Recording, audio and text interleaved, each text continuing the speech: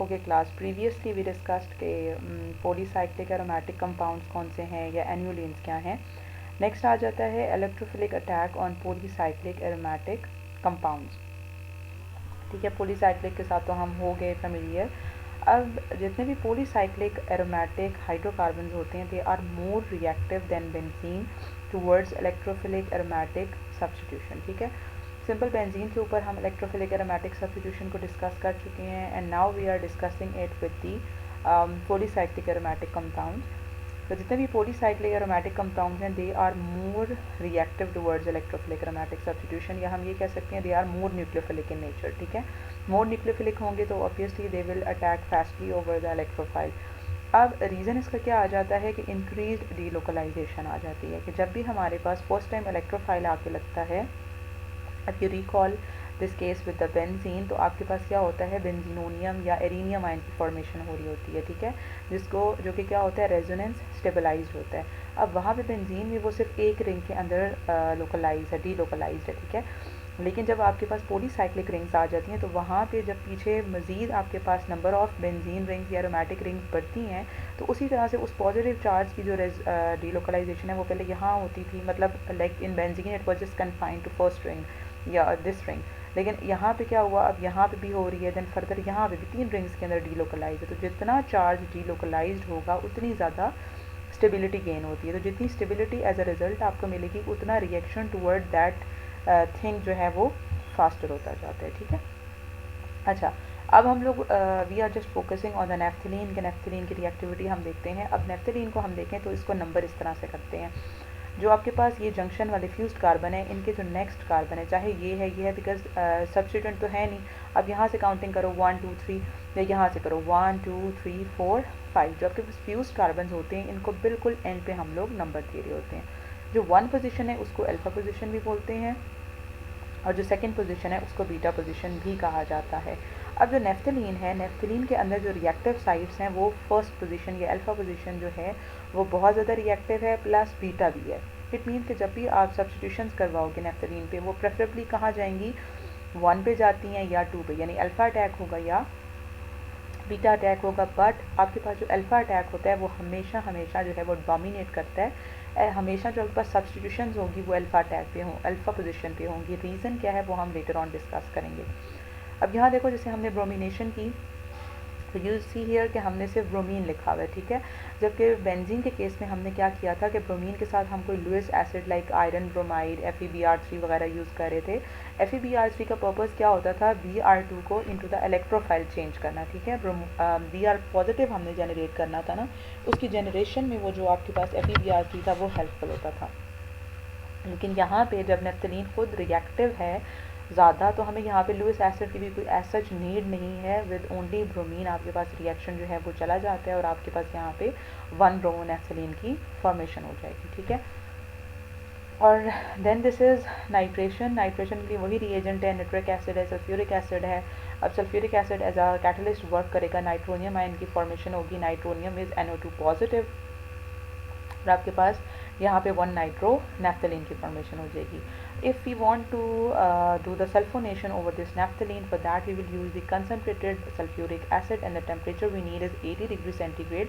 अब यहाँ पे हमने why we have just mentioned temperature with sulphonation not with any other reaction, reason क्या है वो हम डिस्कस करेंगे आगे जाके। ठीक है, अब यहाँ पे सल्फोनेशन हो रही है तो हमारे पास 1 नेफ्थाइल सल्फोनिक एसिड की जो है वो फॉर्मेशन होती है। ठीक है, और यहाँ पे जब हम लोग फ्रीडल क्राफ्ट एसाइलेशन कराएंगे तो वही रिएजेंट है, इसाइल क्लोराइड है प्लस लुइस एसिड है। लुइस एसिड क्या करता है, AlCl3 जो है it just grab this chlorine को यहाँ से ग्रैब करके AlCl4 नेगेटिव बनाता है और यहाँ पे हमारे पास एसिलियम आयन की फॉर्मेशन हो जाती है जिसके ऊपर नेफ्थलीन अटैक करता है थ्रू द 1 पोजिशन और आपके पास 1 एसिटाइल नेफ्थलीन की फॉर्मेशन हो जाती है। ठीक है, लेकिन हमारे पास जैसे मैंने कहा कि सिर्फ अल्फ़ा प्रोडक्ट्स नहीं बनते, beta products are possible to. जैसे यहाँ पे हमने नेफ्थलीन पे ब्रोमिनेशन की तो हमारे पास 1 ब्रोमोनेफ्थलीन भी बना और 2 ब्रोमोनेफ्थलीन भी बना, बट एक्सक्लूसिवली जो इलेक्ट्रोफिलिक एरोमेटिक सब्स्टिट्यूशन है नेफ्थलीन के ऊपर दैट अकर्स इन 1 और एट अल्फ़ा पोजिशन। ठीक है, so why is this so, तो जैसे मैंने in the very beginning I said कि हमारे पास जो पॉलीसाइक्लिक होते हैं compound they are more reactive because जो पॉजिटिव चार्ज है वो ज़्यादा डीलोकलाइज्ड होता है। तो ऑब्वियसली 1 और 2 पोजीशन में if there is a comparison तो इट मीन्स कि यहाँ पे जो डीलोकलाइजेशन है उसका कोई ना कोई कंपैरिजन होगा, तो हम उस तरफ जाते हैं।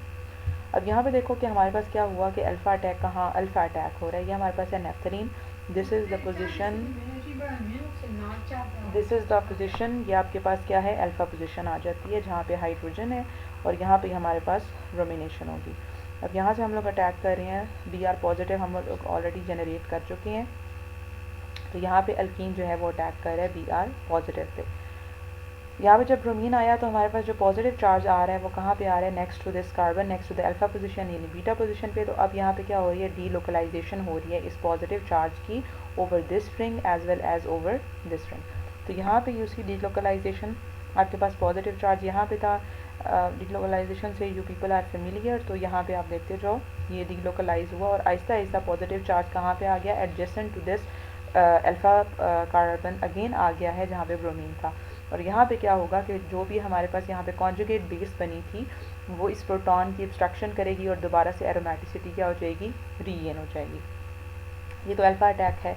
अगर हम बीटा अटैक देखें तो बीटा अटैक में भी पॉजिटिव चार्ज कहाँ है, अल्फ़ा पोजीशन पे, और रेजोनेट करते करते करते अगेन हमारे पास लास्ट जो रेजोनेटिंग स्ट्रक्चर है इसमें पॉजिटिव चार्ज अगेन एडजेसेंट उस कार्बन पे आ गया जहाँ ब्रोमीन है और यहाँ से फिर प्रोटॉन का रिमूवल होगा और हमारे पास एरोमेटिसिटी रिकवर हो जाएगी। ठीक है, लेकिन हमने कहा कि अल्फ़ा और बीटा में अल्फ़ा इज़ प्रेफरेबल, तो ये क्यों है तो देखते हैं। ये अल्फ़ा अटैक है, ठीक है। अल्फ़ा अटैक पे आप देखो ये सारी क्या है, रेजोनेटिंग स्ट्रक्चर है। जैसे बेंजीन के अंदर हमारे पास क्या था, एलिनियम आयन या बेंजीनोनियम आयन की फॉर्मेशन होती है। तो यहाँ पे जब नेफ्थलीन के ऊपर एक पॉजिटिव चार्ज रेजोनेट करे दैट इज़ कॉल्ड नेफ्थलीनोनियम आयन। ठीक है, आप ये सारे आयन्स देखो तो यहाँ पे जो फर्स्ट वन है, ठीक है, इसको आप देखो तो जो एक रिंग है इसकी वो बेंजीन की फॉर्म में पूरा बेंजीन यानी रिटेन है। ठीक है, और यहाँ पे बी के अंदर भी बेंजीन कम्प्लीटली रिटेन्ड है। लेकिन यहाँ आप देखो तो यहाँ बेंजीन कंप्लीट नहीं है, आपके पास पॉजिटिव चार्ज आ गया, अगेन यहाँ नहीं है, यहाँ नहीं है। इट मीन कि अल्फ़ा अटैक में जितनी भी आपके पास रेजोनेटिंग स्ट्रक्चर्स बन रही हैं उनमें से 2 ऐसी रेजोनेटिंग स्ट्रक्चर हैं जिनमें कंप्लीट बेंजीन रिंग जो है वो रिटेन रहती है। ठीक है, जबकि बीटा अटैक में देखो तो ये सारी उसकी रेजोनेटिंग स्ट्रक्चर्स हैं, अगेन 5 ही रेजोनेटिंग स्ट्रक्चर्स हैं जस्ट लाइक द 5-1 जो हमारे पास अल्फ़ा अटैक में बनती हैं। बट यहाँ पे आप अगर सबको देखो तो यू विल सी कि there is only 1 resonating structure जिसको मैंने मार्क किया है विद ए, जिसके अंदर बेंजीन रिंग जो है वो रिटेन्ड है। ठीक है, अदरवाइज सब के अंदर जो है बाकी जितनी 4 हैं उनके अंदर नहीं है। इट मीन्स कि अल्फ़ा अटैक में जब 2 रेजोनेटिंग स्ट्रक्चर्स के अंदर बेंजीन रिंग है और बीटा में एक के अंदर है, तो जहाँ पे मोर नंबर ऑफ बेंजीन रिंग्स यानी बेंजीन उतनी स्टेबल फॉर्म में होगी वो वाली वहाँ का अटैक ज़्यादा फीजिबल होगा। That is why alpha attack आपके पास जो है वो ज़्यादा प्रेफरेबल होता है, क्योंकि उसके रिजल्ट में जो बनने वाले रेजोनेटिंग स्ट्रक्चर्स हैं उनमें मोर number of resonating structures have the benzene ring retained in retained form. ठीक है, तो ये इसका रीज़न आ जाता है। अच्छा, अब जितने भी हमने रिएक्शन देखे, लाइक नाइट्रेशन था, ब्रोमिनेशन था, ब्रोमिनेशन को मैं अगर दूसरी तरह से हेलोजिनेशन कहूँ या फ्रीडल क्राफ्ट डिसैलेशन था, उन सब के अंदर जो है वो अल्फ़ा ही प्रोडक्ट हमारे पास मेजर होता है। But there is one reaction, sulphonation का रिएक्शन, जिसके अंदर जो आपके पास रिजल्ट्स हैं वो थोड़े से चेंज हैं। रिजल्ट्स क्या है कि यहाँ पे अल्फ़ा के बजाय जो बीटा प्रोडक्ट है वो हमारा डोमिनेट कर रहा होता है। ठीक है, रीज़न को हम डिस्कस कर लेते हैं। तो आपने पहली बात ये याद रखनी है कि सल्फोनेशन हमेशा बीटा पोजीशन पे प्रेफरेबल होती है, यानी मेजर प्रोडक्ट सल्फोनेशन का बीटा सल्फोनिक एसिड होगा। ठीक है, और ये जो है वो थर्मोडायनामिक प्रोडक्ट है।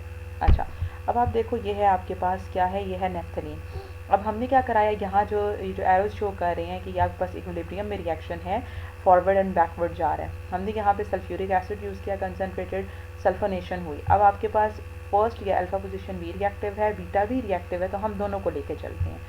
इस केस के अंदर हमारी सल्फोनेशन SO3H कहाँ आके लगा, अल्फ़ा पोजीशन पे, और इस केस के अंदर लगा बीटा पोजीशन पे।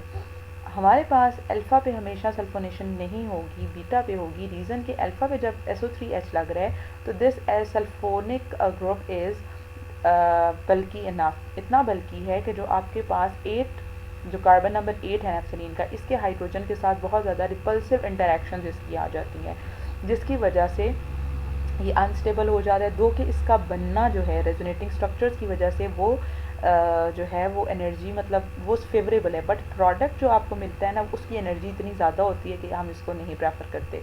जबकि जब ये बीटा पोजीशन पे SO3H आके सब्स्टिट्यूट होता है तो ये यहाँ पे तो ये हाइड्रोजन मेंशन है, बट आप एट यहाँ वाला जो हाइड्रोजन है या यहाँ भी देखो तो दे आर फार एनफ कि यहाँ रिपल्सिव इंटरेक्शन नहीं हो रही, इस वजह से हमेशा बीटा सल्फोनिक एसिड बनेगा। ठीक है, यहाँ पे अगर हम लोग एनर्जी डायग्राम बनाएं तो ये तो है एनर्जी पोटेंशियल एनर्जी और राइज शो कर रहा है, और ये है प्रोग्रेस ऑफ रिएक्शन। हमने ली नेफ्थलीन, साथ में हमने लिया SO3H सल्फर ट्राईऑक्साइड। ये जो ब्लैक कलर में आपके पास ये चीज़ शो हुई है, this corresponds to this product alpha product, यानी इसके अंदर जो आपके पास एनर्जी बैरियर आप देखें बहुत कम है। ठीक है, और यहाँ से आपको ये प्रोडक्ट मिल रहा है, जबकि जो रेड वाला है बीटा वाला जो है इसके लिए आपको ज़्यादा एनर्जी चाहिए, एक्टिवेशन एनर्जी इज़ हाई, यहाँ इंटरमीडिएट दोनों केसेस में बन रहे हैं और आपको ये प्रोडक्ट है। बट देखें दो कि इसकी एनर्जी इस सारे पाथवे में कम है, बट प्रोडक्ट की एनर्जी ज़्यादा है एज़ कम्पेयर टू इस वाले को देखो तो यहाँ इसकी एनर्जी कम है, क्योंकि प्रोडक्ट में रिपल्सिव इंटरेक्शंस नहीं है और यहाँ प्रोडक्ट में रिपल्सिव इंटरेक्शन आ गई हैं। लेकिन यहाँ पे आप देखो कि ये वो पॉइंट है जहाँ पे दोनों जो कर्व्स हैं वो मैच कर रहे हैं, तो इट मीन दिस, इस मैचिंग को क्या कहते हैं, this phenomena is called cross over. यहाँ कौन सा फिनोमेना हो रहा है, क्रॉस ओवर, जहाँ पे ये दोनों जो हैं वो एक ही पॉइंट से पास हो रहे हैं। जब एक ही पॉइंट से आपके पास पास हो रहे हैं इसका मतलब है कि ऐसे रिएक्शन जिनके अंदर इस तरह से क्रॉस ओवर का फिनोमेना आ जाए, they are temperature dependent. Temperature dependent होने का मतलब ये है कि आपके पास टेम्परेचर विल डिसाइड कि आपका प्रोडक्ट अल्फा प्रोडक्ट बनेगा या बीटा, यानी एक टेम्परेचर पे आपको अल्फा सल्फोनिक एसिड मिलेगा और दूसरे पे बीटा मिलेगा। ठीक है, अब ये क्या है, अगर आप टेम्परेचर रखते हो 80 डिग्री सेंटीग्रेड, ठीक है, टेम्परेचर बहुत कम है ना, यानी कि आपके पास क्या है, एनर्जी कम है, ये स्मॉल एनर्जी बैरियर जो है वो पास मॉलिक्यूल्स के पास इतनी ही एनर्जी है इस कम टेम्परेचर पे कि वो ये वाला एनर्जी बैरियर पास करें और आपको अल्फा प्रोडक्ट दे दें। ठीक है, लेकिन अगर टेम्परेचर हमारे पास 160 डिग्री सेंटीग्रेड है, टेम्परेचर हाई है, तो क्या हो जाएगा कि मॉलिक्यूल्स हैव इनफ एनर्जी कि वो इस एनर्जी बैरियर को क्रॉस करें और जाएं आपके पास यहाँ पे SO3H में। ठीक है, अच्छा अब क्या होता है कि आप ये भी कह सकते हो ना कि दो के टेम्परेचर जब कम था तो मॉलिक्यूल के पास इतनी एनर्जी थी कि वो इस ब्लैक वाले का एनर्जी जो गैप है इसको पास करें और ये प्रोडक्ट दें, लेकिन जब टेम्परेचर ज़्यादा है तो मॉलिक्यूल्स के पास इतनी एनर्जी अगर है कि वो इस वाले एनर्जी बैरियर को पास कर सकते हैं तो वो इस वाले को भी तो पास कर सकते हैं। इट मीन कि कुछ मॉलिक्यूल जो होंगे वो यहाँ से होते हुए इस पाथ से होते हुए अल्फा प्रोडक्ट देंगे हाई टेम्परेचर पे, और कुछ मॉलिक्यूल आपको यहाँ से होते हुए बीटा प्रोडक्ट देंगे। ठीक है, लेकिन जो आपको अल्फा प्रोडक्ट देंगे उनके पास स्टिल इतनी ज़्यादा टेम्परेचर ज़्यादा होने की वजह से उनकी काइनेटिक एनर्जी इतनी ज़्यादा है कि वो दोबारा से रिवर्स चले जाएंगे, वो दोबारा से ये वाला जो एनर्जी बैरियर है इसको दोबारा से क्रॉस करते हुए यहाँ से जाते जाएंगे और अगेन यहाँ से आपके पास मोर स्टेबल प्रोडक्ट की तरफ जाएंगे। ठीक है, तो जब भी आपके पास रिवर्सिबल रिएक्शंस हो यानी रिएक्शन फॉरवर्ड बैकवर्ड जा सकते हो तो वहाँ हमेशा थर्मोडायनेमिक प्रोडक्ट जो है वो थर्मोडायनेमिक कंट्रोल रिएक्शन होता है, यानी वहाँ major product thermodynamic stable one होता है। और जब आपके पास इरिवर्सिबल है इट मीन कि एक दफ़ा उन्होंने ये बैरियर क्रॉस किया, आपको ये काइनेटिक प्रोडक्ट मिला, अब वो दोबारा वापस ही नहीं जा सकते कि दोबारा से कोलाइड करें और इस बैरियर को क्रॉस करें। ठीक है, तो यहाँ ये देखो आपके पास जब 160 डिग्री सेंटीग्रेड टेम्परेचर पे इसी वजह से 85% जो आपका प्रोडक्ट है वो बीटा प्रोडक्ट है, क्योंकि फर्स्ट टाइम तो काइनेटिक प्रोडक्ट की फॉर्मेशन होती है लेकिन मॉलिक्यूल्स के पास इतनी एनर्जी होती है कि वो इस ब्लैक वाले के साथ के बैरियर को क्रॉस करके दोबारा वापस जाते हैं और फिर दोबारा से मोर स्टेबल प्रोडक्ट को बनाने की कोशिश करते हैं। दैट इज़ वाई 85% आपको बीटा प्रोडक्ट जो है वो यहाँ पे मिलता है। अच्छा, देन आ जाती है electrophilic aromatic substitution on substituted naphthalenes. ठीक है, यानी आपके पास ऐसा भी तो हो सकता है ना, जैसे हम लोग बेंजीन सब्स्टिट्यूटेड बेंजीन्स लेते थे और डिस्कस करते थे उसके ऊपर फर्दर सब्स्टिट्यूशन, यानी कि जो ऑलरेडी प्रेजेंट सब्स्टिट्यूएंट है उसका क्या डायरेक्टिंग इफेक्ट होता था। ठीक है, जैसे इलेक्ट्रॉन विदड्राइंग ग्रुप्स थे जो वो मेटा डायरेक्टिंग थे, जो इलेक्ट्रॉन डोनेटिंग ग्रुप्स थे वो ऑर्थो पैरा थे। तो अब यहाँ पे हम देख लेते हैं कि in case of naphthalene, when naphthalene already have electron withdrawing group, electron withdraw कर रहा है, इट मीन कि वो naphthalene को इलेक्ट्रॉनिकली क्या कर रहा है, इलेक्ट्रॉनिकली पुअर कर रहा है, यानी उसकी reactivity as a nucleophile reduce हो जाती है, और जो फर्दर सब्स्टिट्यूशन है वो भी ऑब्वियसली क्या हो जाएगी, थोड़ी उसको भी वो स्लो डाउन करेगा। और हमेशा से अगर इलेक्ट्रॉन विदड्रॉइंग ग्रुप इस तरह से इस रिंग के ऊपर है, naphthalene के इस लेट में कहती हूँ ये ए रिंग है, ये बी रिंग है, ठीक है। अगर electron withdrawing group a ring के ऊपर है तो हमेशा विदड्रॉइंग ग्रुप के होने की वजह से आने वाला कभी भी उसी रिंग के ऊपर नहीं आएगा, रादर जब उसको आना ही है तो वो साथ वाली रिंग को प्रेफर करेगा कि वहाँ जाए। तो हमेशा जो फर्दर सब्स्टिट्यूशंस होती हैं वो इस रिंग के ऊपर हो जाएंगी, ऑन दिस रिंग। अब पोजिशंस कौन सी हैं जहाँ पे होंगी, तो आप देखो इस रिंग के ऊपर तो नहीं होंगी, इसी रिंग पे होंगी। तो हमने कहा कि नैफ्थलीन की हमेशा वन पोजीशन रिएक्टिव है, तो अगर मैं इसको छोड़ दूँ तो इसके कंपैरिजन में यहाँ से काउंटिंग स्टार्ट करूँ तो ये भी वन पोजीशन बनती है, और अगर मैं यहाँ से काउंटिंग स्टार्ट करूँ तो ये भी वन बनती है। लेकिन ओवरऑल अगर मैं इसको यहाँ से इलेक्ट्रॉन विदड्रॉइंग ग्रुप से नंबर करूँ तो this is C8, carbon number 8 and carbon number 5. So whenever there is an electron withdrawing group present on the naphthalene, always next substitution will occur at position C8 and C5, जो कि normally क्या बन रही है, one position भी बनती है, ठीक है। अच्छा, अगर हमारे पास इलेक्ट्रॉन डोनेटिंग ग्रुप हो तो क्या होगा, तो if there is electron donating group present on naphthalene, तो इलेक्ट्रॉन डोनेटिंग ग्रुप क्या करे, अपनी इलेक्ट्रॉनिक डेंसिटी मजीद रिंग को दे रहा है, तो उसको मजीद इलेक्ट्रॉन रिच बना रहा है, मीन मजीद उसको एक्टिवेट कर रहा है, so that group will activate the ring, और रिएक्टिविटी भी क्या हो जाएगी, टुवर्ड फर्दर सब्स्टिट्यूशन इंक्रीज हो जाएगी, ठीक है। अब फर्दर सब्स्टिट्यूशन जैसे इलेक्ट्रॉन विदड्रॉइंग के केस में तो दूसरे रिंग पे था ना, यहाँ पे उसका उलट होगा, यानी जिस रिंग के ऊपर सब्स्टिट्यूएंट है उसी रिंग के ऊपर ज़्यादा उस सब्स्टिट्यूएंट का इफेक्ट है ना, तो जब वो डोनेटिंग है तो डोनेशन से रिएक्टिविटी भी उसी रिंग की बढ़ेगी, तो हमेशा फर्दर सब्स्टिट्यूशन उसी सब्स्टिट्यूटेड रिंग के ऊपर होती है। और जो पोजिशंस हैं वो क्या है कि अगर electron donating group carbon number 1 के ऊपर है, तो डोनेटिंग ग्रुप्स क्या होते हैं, they are ortho para directing, तो ऑर्थो के रिस्पेक्ट से तो C2 is the ortho and C4 is the para position. तो जब भी इलेक्ट्रॉन डोनेटिंग ग्रुप जो है वो वन पोजिशन पे होगा तो फर्दर सब्स्टिट्यूशन या तो कार्बन नंबर 2 पे होगी या कार्बन नंबर किस पे होगी, 4 पे होगी। जैसे आप यहाँ देख सकते हो कि फर्दर सब्स्टिट्यूशन क्या हो रही है, उसी रिंग पे हो रही है, एंड सेकेंडरी पोजिशन कौन से हैं, ये वाली कार्बन 2 है और कार्बन नंबर 4 है। लेकिन अगर आपके पास electron donating group second position पे है, बीटा पोजीशन पे है, तब नेक्स्ट सब्स्टिट्यूशन कहाँ पे होगी, तो इस केस के अंदर जो नेक्स्ट सब्स्टिट्यूशन है, पैरा तो आपके पास पोजीशन बन नहीं रही, यहाँ तो हो नहीं सकती फर्दर, क्योंकि ये तो कार्बन कम्प्लीटली जो है ना वो मतलब यहाँ पॉसिबल नहीं है, ठीक है। तो ऑर्थो तो ये दो पोजीशंस हैं, पैरा को ब्लॉक कर दो, ऑर्थो ये कार्बन नंबर 1 और कार्बन 3 जो है ना वो आपके पास क्या है, ऑर्थो पोजीशंस बन रही हैं। लेकिन हमेशा जब भी ये सेकंड पोजीशन पे होगा, फर्दर सब्स्टिट्यूशन जो है वो सिर्फ कार्बन 1 पे हो सकती है, कार्बन 3 पे फर्दर सब्स्टिट्यूशन जो है वो पॉसिबल नहीं है। उसका रीज़न क्या है कि ट्रांजिशन स्टेट, आप क्या करो, कार्बन 1 पे अटैक करके भी ट्रांजिशन स्टेट्स बनाओ डिफरेंट, तो वो रीलोकलाइजेशन वाली, और कार्बन 3 पे भी बनाओ, तो यू विल सी कि that transition state for attack at C1 is more stabilised than transition state जो बनती है if attack occurs at C3। तो everything is related to the transition state, यानी जो नैफ्थलीनोनियम आयन बनता है उससे रिलेटेड है। देन आ जाता है biphenyls, video is getting so long. अच्छा, यहाँ बाइफेनल्स देखो, बाइफेनल्स क्या होते हैं कि थ्रू सिंगल बॉन्ड अगर दो फेनल रिंग आपके पास जो है वो एक दूसरे से, दे आर नॉट फ्यूज्ड, बल्कि एक दूसरे से लिंक्ड हैं थ्रू दिस सिग्मा बॉन्ड, ठीक है। अब बाइफेनल्स में क्या होता है कि हम अगर क्या मैं कहती हूँ कि इट्स जस्ट लाइक, इसको एक फेनल रिंग को आप एक्स कंसिडर करो, एक्स मीन एनी सब्स्टिट्यूएंट, और ये दूसरी फेनल रिंग है, तो इस एक्स ग्रुप का इस रिंग के ऊपर क्या इफेक्ट है, इस केस में जो सब्स्टिट्यूएंट है जो एक्स है that is the phenyl ring.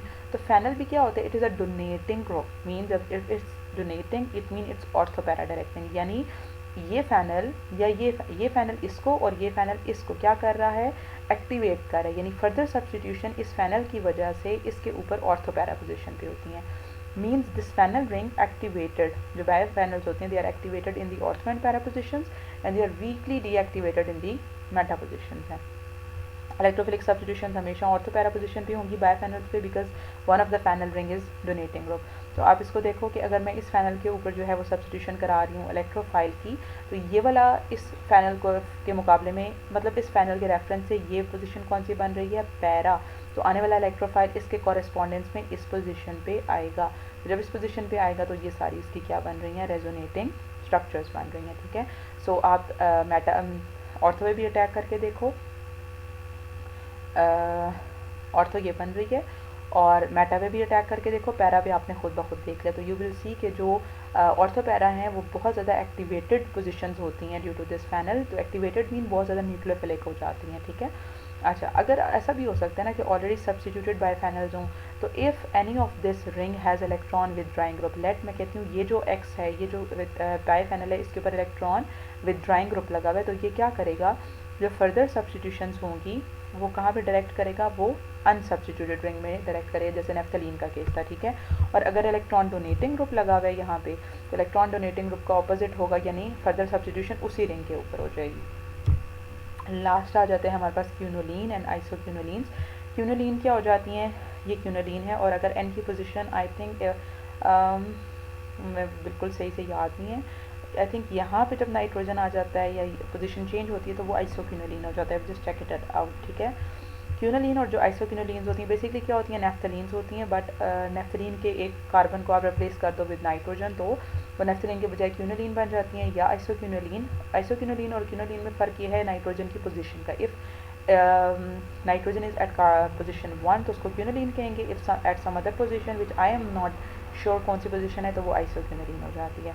But due to nitrogen, nitrogen क्या है, लाइक पीरियडीन आपके पास देखो, नाइट्रोजन इज़ द इसका माइनस आई इफेक्ट है। ये क्या कर रहा है, इस सारी इलेक्ट्रॉनिक डेंसिटी को अपनी तरफ खींच रहा है। जब अपनी तरफ खींच रहा है तो ओवरऑल जो पीछे रिंग है उसके पास इलेक्ट्रॉनिक डेंसिटी कम हो गई है। Means this nitrogen is making this benzene और दिस रिंग इलेक्ट्रॉनिकली पुअर, ये डीएक्टिवेट कर रहा होता है, ठीक है। और इस केस में जो रिएक्शन होता है वो नॉर्मली इन द, पढ़ लेते हैं, quinoline and isoquinolines are also deactivated and reaction normally occurs in the homocyclic ring, ठीक है। होमोसाइक्लिक ये वाली रिंग, ठीक है, जहाँ सारे के सारे कार्बन है, यानी इस रिंग पे नहीं होता जब ये डीएक्टिवेट करे। जैसे हमने नेफ्थलीन में कहा कि अगर यहाँ विदड्रॉइंग ग्रुप है, जो ये इसकी यहाँ विदड्रॉइंग ग्रुप होने की वजह से ये रिंग डीएक्टिवेट हो जाएगी, तो फर्दर सब्स्टिट्यूशन हमेशा अनसब्स्टिट्यूटेड पे है। तो बिल्कुल क्यूनोलिन के केस में नाइट्रोजन की प्रेजेंट होने की वजह से कोई सब्सटेंट धोखे नहीं है, but due to this nitrogen itself ये रिंग क्या है, डीएक्टिवेट हो गई है। तो नेक्स्ट सब्स्टिट्यूशन हमेशा साथ वाली रिंग पे होगी, यानी होमोसाइक्लिक रिंग पे होगी। और पोजीशन कौन सी है, पोजीशन 5 पे या 8 पे, जो हमने नेफ्थलीन में भी देखा। तो नाइट्रेशन जब आप क्यूनोलिन की करोगे तो it will yield equal amount of 5 and 8 isomers, यानी क्यूनोलिन के केस में आपके पास क्या होता है कि 5 और 8 यानी 50% 5 पे सब्स्टिट्यूशन होगी, 50% 8 पोजीशन पे होगी। लेकिन अगर आप क्या करते हो, आइसोक्यूनोलिन के साथ स्टार्ट लेते हो, तो वहाँ पे कम्प्लीटली जो सब्स्टिट्यूशन है वो सिर्फ 5 पोजीशन पे होती है, 8 पे नहीं होती। So this is quinoline. तो देखें यहाँ पे 5 पे भी नाइट्रेशन हो रही है और 8 पे भी हो रही है, लेकिन अगर हम यहाँ आइसोक्यूनोलिन लेते तो सिर्फ और सिर्फ 5th पोजीशन जो होता वहाँ पे वो ससेप्टेबल होता for the nitration. So this is all about the electrophilic aromatic substitution on polycyclic aromatic compound. Next हमारे पास आ जाएगा nucleophilic substitution on aromatic rings. हम इलेक्ट्रोफिलिक तो कर चुके हैं, अब बेंजीन इटसेल्फ भी न्यूक्लियोफिलिक है, लेकिन बाहर से भी जो सब्स्टिट्यूएंट आ रहा है वो न्यूक्लियोफिलिक नेचर का ही है। तो ये कब पॉसिबल होता है कि बेंजीन पे या आप जो है वो न्यूक्लियोफाइल को सब्स्टिट्यूट कर सको, क्या कंडीशंस हैं, तो वो नेक्स्ट लेक्चर में हम डिस्कस करेंगे।